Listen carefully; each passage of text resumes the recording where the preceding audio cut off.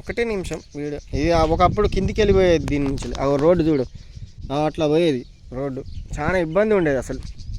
ఇప్పుడు కొత్త బ్రిడ్జి వేయడం వల్ల పంబాపూర్కు ప్రజల కష్టాలు తీరినాయి. అక్కడ కూడా ఒక పాత జమాల బ్రిడ్జి, అక్కడి నుంచి వెళ్ళి ప్రజలు నడుచుకుంటూ పోయేది, ఇప్పుడు కూడా నడుచుకుంటూ పోతున్నారు. చూడండి ఇట్లా కిందికి వెళ్ళి కాలువ పంబాపూర్ భీమ్గన్పూర్ చెరువు.